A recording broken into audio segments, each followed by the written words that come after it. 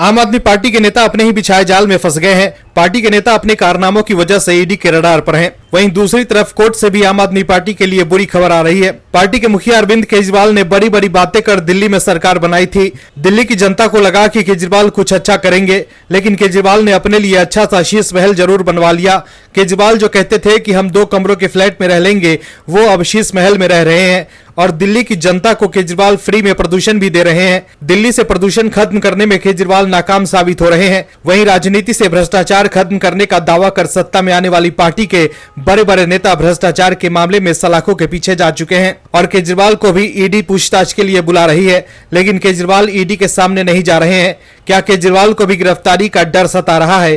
क्योंकि ईडी के समन के बाद केजरीवाल ये कह चुके हैं कि बीजेपी उन्हें गिरफ्तार कर जेल में डालना चाहती है। लेकिन सवाल है कि केजरीवाल ने कुछ नहीं किया है तो ईडी के सामने क्यों नहीं जा रहे हैं और कोर्ट से आप नेताओं को जमानत क्यों नहीं मिल रही है। वहीं इस खबर में आगे आपको यह भी बताएंगे कि कैसे केजरीवाल चारों तरफ से घिर गए हैं। इसके अलावा राहुल गांधी के बारे में भी बताएंगे कि कैसे राहुल गांधी ने बीजेपी के सामने कर दिया है सरेंडर। तो बने रहिए खबर में अंत तक और देखिए हमारी ये खास रिपोर्ट। केजरीवाल एंड कंपनी के लिए हर तरफ से बुरी खबर आ रही है। हाई कोर्ट से लेकर सुप्रीम कोर्ट तक आम आदमी पार्टी को झटका लग रहा है। सीबीआई से लेकर ईडी जैसी एजेंसियों के निशाने पर आम आदमी पार्टी के बड़े बड़े नेता हैं। आम आदमी पार्टी जब सत्ता में आने के लिए मौके की तलाश कर रही थी, तब वो बड़े बड़े वादे कर रही थी कि हमें सत्ता में लेकर आए हैं, हम दिल्ली की स्थिति को बदल देंगे, दिल्ली को हर परेशानी से निजात दिला देंगे, हम सत्ता में आए तो कहीं ना कहीं आपके जीवन को भी हम बेहतर बनाएंगे।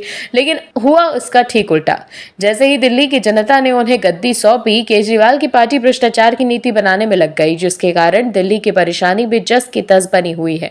केजरीवाल हर मोर्चे पर फेल हो गए हैं, जिसके बाद हाईकोर्ट ने भी केजरीवाल सरकार को फटकार लगा दी। दिल्ली में बढ़ते प्रदूषण के लिए आम आदमी पार्टी के नेता पहले पंजाब को जिम्मेदार ठहराते थे, लेकिन जब से पंजाब में आम आदमी पार्टी की सरकार बनी है, तब से आम आदमी पार्टी के नेता हरियाणा और यूपी को जिम्मेदार ठहरा रहे हैं।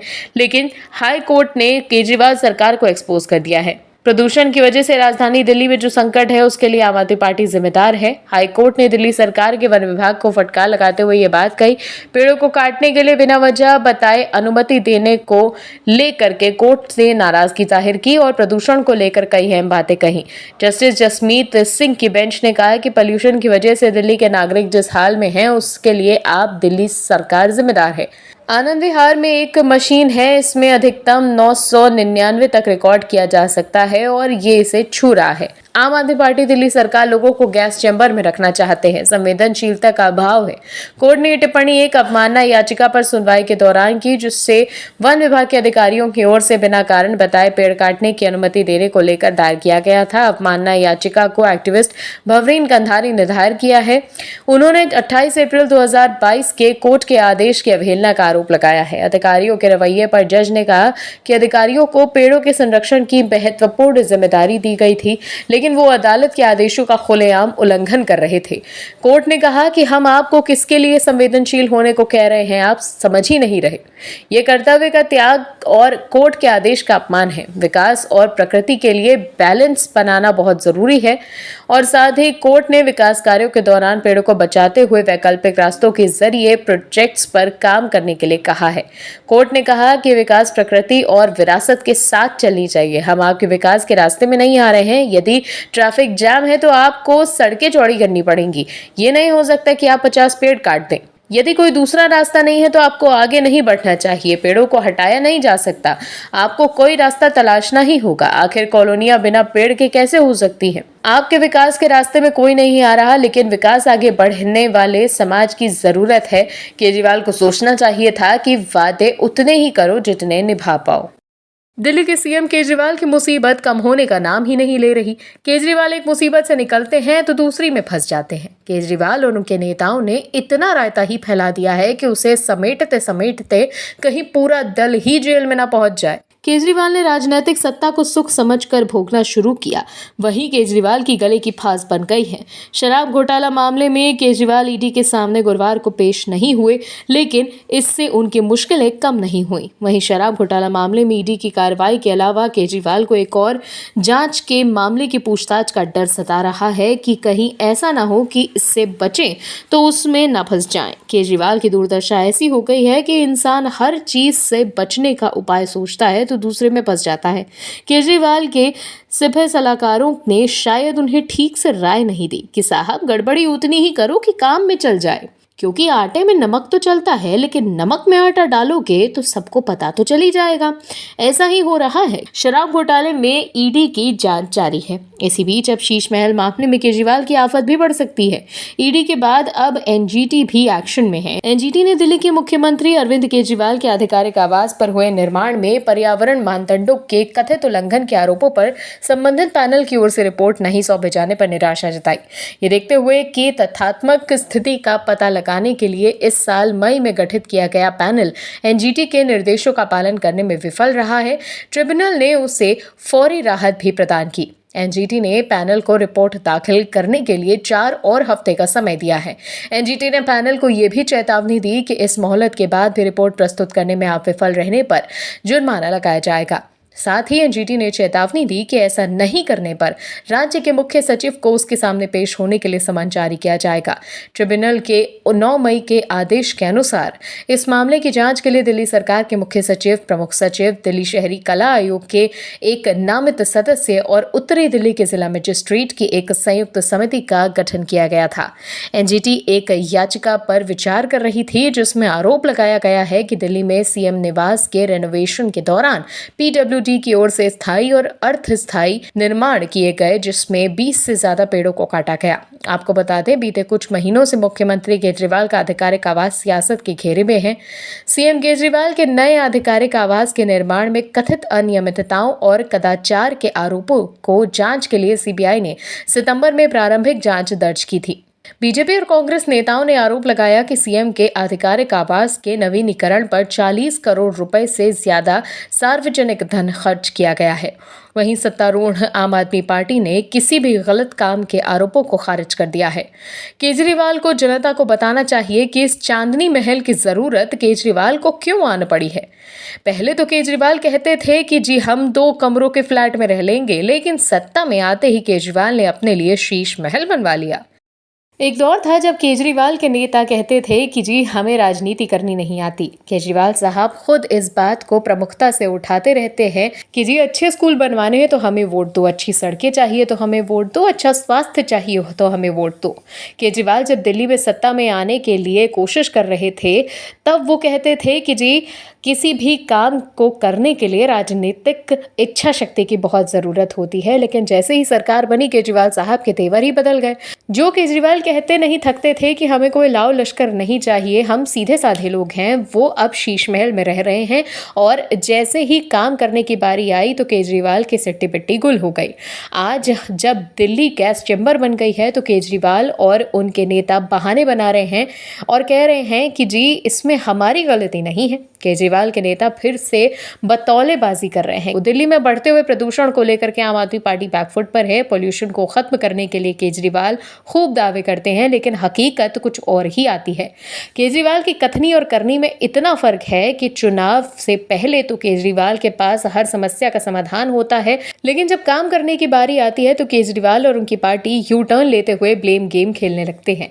पंजाब में जब कांग्रेस की सरकार थी तब केजरीवाल और उनकी पार्टी के नेता दिल्ली में प्रदूषण के लिए पंजाब पर ठीकड़ा फोड़ रहे थे, और जब से पंजाब में आम आदमी पार्टी की सरकार बनी है तब से आम आदमी पार्टी के नेता बीजेपी शासित राज्यों पर ठीकड़ा फोड़ रहे हैं। दरअसल आम आदमी पार्टी नेता और मंत्री गोपाल राय को कहा है कि उत्तर प्रदेश से आने वाले BS3 पेट्रोल और BS4 डीजल वाहन राष्ट्रीय राजधानी में वायु गुणवत्ता सूचकांक को खराब करने में योगदान दे रहे हैं। आपको बता दें, शुक्रवार 2 नवंबर और शनिवार 4 नवंबर 2023 की दरमियानी रात को मंत्री राय आनंद विहार पहुंचे थे। यहाँ रात में AQI के खतरनाक स्तर 999 तक पहुंचने के बाद से उनका ये बयान आया। गोपाल राय से पहले शुक्रवार को आम आदमी पार्टी मंत्री सौरभ भारद्वाज ने कहा था, नोएडा, गुरुग्राम या फरीदाबाद में प्रदूषण की गंभीरता की स्थिति है वो दिल्ली के मुकाबले ज्यादा है। दिल्ली के लोगों को बदनाम करना अच्छा नहीं है। पंजाब में पराली जलाने का आंकड़ा सबके सामने है। बीते सालों के मुकाबले इसमें कभी कमी नहीं आई है। क्या केंद्र की कोई जिम्मेदारी नहीं है? आपको बता दें कि अतीत में आम आदमी पार्टी की दिल्ली सरकार लगातार ये दावा करती रही थी कि पंजाब की पराली की वजह से दिल्ली में प्रदूषण रहता है। अब पंजाब में आम आदमी पार्टी की सरकार बन गई है, लेकिन पराली जलाने की घटनाएं इतनी कम नहीं है जितनी आम आदमी पार्टी दर्शा रही है। आम आदमी पार्टी अपने राजनीतिक विस्तार के लिए मेहनत कर रही है। हर जगह राजनीतिक पर्यटन करने चली जा रही है। केजरीवाल को ईडी ने समन जारी किया था, जिसके बाद केजरीवाल साहब डर कर भाग गए मध्य प्रदेश रैली करने। केजरीवाल हर जगह राजनीतिक प्रचार कर रहे हैं। हरियाणा में भी केजरीवाल का प्लान है कि वो अपने संगठन को खड़ा करे, लेकिन उससे पहले ही केजरीवाल और पूरी की पूरी आम आदमी पार्टी के साथ हो गई एक घटना। केजरीवाल साहब और आम आदमी पार्टी हरियाणा में सरकार बनाने के लिए बहुत बेचैन है, लेकिन हरियाणा में केजरीवाल की सियासी एंट्री पर ग्रहण लगता दिख रहा है, क्योंकि हरियाणा के लोगों ने केजरीवाल को XYL के मुद्दे पर घेर लिया है। केजरीवाल को हरियाणा का गद्दार कह दिया गया, जिसके बाद केजरीवाल की पार्टी ने भी इसका सारा ठीकरा बीजेपी पर फोड़ दिया। आम आदमी पार्टी के बयान के बाद बीजेपी ने भी केजरीवाल को घेर लिया और कहा कि आम आदमी पार्टी पहले ईडी पर जवाब दीजिए। दिल्ली के मुख्यमंत्री अरविंद केजरीवाल हरियाणा के रोहतक पहुंचे, लेकिन कार्यक्रम से पहले ही रातों रात केजरीवाल के खिलाफ अज्ञात द्वारा पोस्टर लगा दिए गए, जिसमें SYL का गद्दार केजरीवाल लिखा गया, जिसके बाद आम आदमी पार्टी में हलचल मच गई। वहीं आम आदमी पार्टी नेता अनुराग ढांडा ने इसे बीजेपी की साजिश करार दिया। उन्होंने कहा कि आम आदमी पार्टी से बीजेपी को सबसे ज्यादा डर है, इसीलिए इस तरह की हरकतें की हैं। वहीं हरियाणा के गृह एवं स्वास्थ्य मंत्री अनिल विज ने दिल्ली के सीएम अरविंद केजरीवाल द्वारा ईडी के नोटिस को राजनीतिक नोटिस कहने के आरोपों पर पलटवार करते हुए कहा कि अरविंद केजरीवाल डर गए हैं। यदि वो सही होते तो ईडी पहुंचकर सवालों के जवाब दे देते। अनिल विज ने कहा कि केजरीवाल डर गए हैं, इसीलिए ऐसे तरीके अपना रहे हैं। उन्होंने कहा, आम आदमी पार्टी जब से सत्ता में आई है, इन्होंने किसी भी संवैधानिक संस्था को माना नहीं है और हमेशा इसका विरोध किया है। तो देखा आपने कैसे केजरीवाल SYL पानी को लेकर हरियाणा में फंस गए हैं। दरअसल पंजाब की आम आदमी पार्टी की मान सरकार हरियाणा को SYL पानी देना नहीं चाहती है। सीएम मान कह चुके हैं कि पंजाब के पास हरियाणा के साथ साझा करने के लिए एक बूंद पानी नहीं है। वहीं हरियाणा की बीजेपी सरकार ने बार बार कहा कि वो पंजाब से कोई खैरात नहीं, बल्कि अपने हिस्से का पानी मांग रही है। पानी की मात्रा घटना और बढ़ना अलग विषय है, लेकिन पंजाब को न केवल अपने हिस्से की नहर का निर्माण कराना चाहिए, बल्कि हरियाणा को उसके हिस्से का पानी भी दे देना चाहिए। केजरीवाल हरियाणा में सरकार तो बनाना चाहते हैं, जनता से वोट भी लेना चाहते हैं, लेकिन पंजाब में उनकी सरकार होने के बाद भी हरियाणा की सरकार को पानी के लिए सुप्रीम कोर्ट में केस लड़ना पड़ रहा है। वहीं SYL नहर निर्माण के मुद्दे पर हरियाणा की बीजेपी सरकार द्वारा सुप्रीम कोर्ट में लगातार की गई मजबूत पैरवी का ही असर है कि अब हरियाणा को उसके हिस्से का पानी मिलने की आस बढ़ गई है। मुख्यमंत्री मनोहर लाल खट्टर के नेतृत्व वाली सरकार ने सुप्रीम कोर्ट में SYL के पानी के लिए लगातार दमदार पैरवी की। केजरीवाल हरियाणा में सरकार बनाने के लिए जनता के साथ खूब वादे कर रहे हैं, लेकिन बीजेपी ने केजरीवाल एंड कंपनी को एक्सपोज कर दिया है। कांग्रेस राहुल गांधी को पीएम बनाना चाहती है, लेकिन कांग्रेस के युवराज राहुल गांधी ने बीजेपी के सामने सरेंडर कर दिया है। राहुल ने भी मान ही लिया है कि उनके लिए बीजेपी से जीत पाना मुश्किल है। तभी तो राहुल गांधी जब से अमेठी से चुनाव हारे हैं, तब से ऐसा लग रहा है कि उन्होंने लगभग अमेठी को त्याग ही दिया है। अमेठी की जनता ने पूरे गांधी परिवारों को सराखों पर बिठाया, उन्हें हर बार यहाँ से विजयी बनाया। यूपी में कांग्रेस का कैसा भी हाल रहा हो, लेकिन अमेठी की जनता के मन में राहुल के लिए प्यार कभी कम नहीं हुआ था। लेकिन साल 2019 के समय में बीजेपी की स्मृति ईरानी ने यहां खूब मेहनत की और लोगों का विश्वास जीतकर अमेठी की सीट बीजेपी के दामन में डाल दी, जिसके साथ ही ऐसा लग रहा है कि गांधी परिवार के अहम को भी इस जनमत से चोट पहुंची। वहीं दूसरी ओर स्मृति ईरानी लगातार अमेठी जाती रही और वहां की जनता के लिए विकासशील परियोजनाएं लाती रही, जिसके बाद से राहुल को अंदाजा हो गया कि यहां से उनकी जीत अब मुश्किल है, नामुमकिन है। तभी तो शायद उनको यकीन हो गया कि अब अमेठी विजयी मुश्किल है, जिसके बाद उनका भी मोह भंग हो गया अमेठी से। कांग्रेस उत्तर प्रदेश के अध्यक्ष अजय राय ने हाल ही में बयान दिया कि राहुल गांधी फिर अमेठी से लोकसभा चुनाव लड़ेंगे, लेकिन प्रश्न ये है कि क्या राहुल भी वास्तव में तैयार हैं?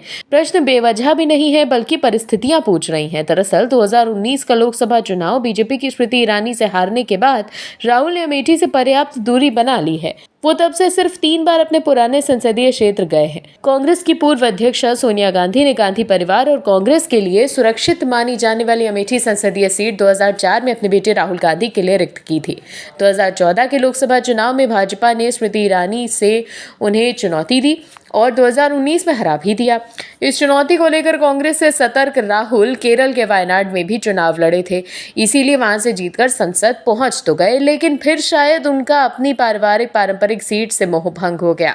इसका संकेत राहुल के रुख से मिलता है। राहुल 2019 में चुनाव हारने के थोड़े समय बाद ही 10 जुलाई 2019 को अमेठी गए, लेकिन चुनावी समीक्षा के लिए। फिर लंबे समय यानी लगभग 2.5 साल बाद अपने पुराने संसदीय क्षेत्र की याद तब आई जब उत्तर प्रदेश के विधानसभा चुनाव सिर पर आ गए। वो अपनी बहन प्रियंका गांधी वाड्रा के साथ 18 दिसंबर 2021 को अमेठी पहुंचे और पदयात्रा और जनसभा भी की।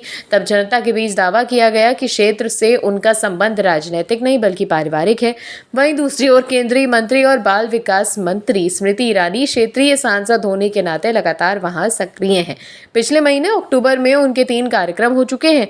वो बड़ी बड़ी परियोजनाओं क्षेत्र को लिए लाकर अपनी जमीन और मजबूत कर लेना चाहती है। लोकसभा चुनाव बहुत दूर नहीं रह गया है, ऐसे में गांधी परिवार की अमेठी से ये दूरी बड़े संशय पैदा करती है।